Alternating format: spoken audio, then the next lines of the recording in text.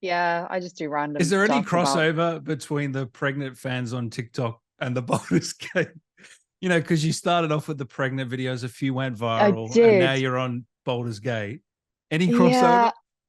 Okay, there was one person that commented underneath my video saying, "I followed you for the pregnancy content, and then I downloaded Baldur's Gate 3, and then I realized you're in that as well." And I was like, mind Yeah, blown.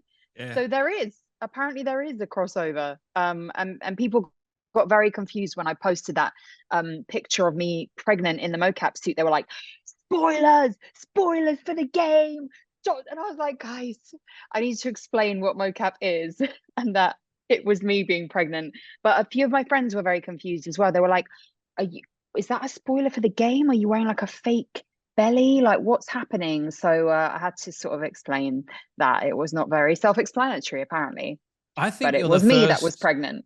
I think you're the first guest I've ever had that had a baby while recording a game and went into the mocap with a belly and everything. How was all that? That must have been kind of crazy. Uh, yeah, I mean, I had a fairly easy pregnancy. So up until about the maybe 8th month, I was fine. And then, towards the end, when you're sort of a bit bigger, it's like, whew, it was kind of tough being on my feet for 4 hours at a time. So I had a little chair. I had my special Lae'zel chair in there.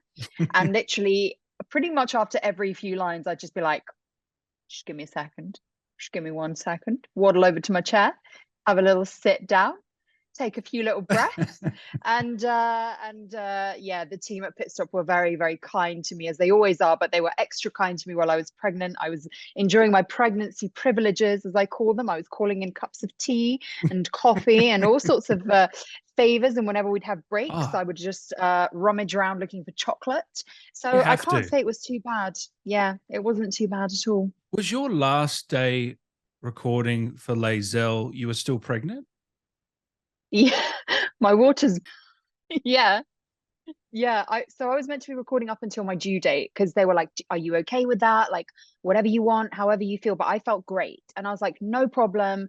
Everyone's telling me that the baby's going to be born after the due date because that's what first babies do, apparently. So I was very chilled. I was like, "Baby's be born in 2 weeks after the due date." We finish recording after that sort of session, and I went home and I was like, "Oh, I think my waters have broken." And I was like, "You know what? I don't feel any contractions." I was like, I'm pretty sure I can go in tomorrow, right?"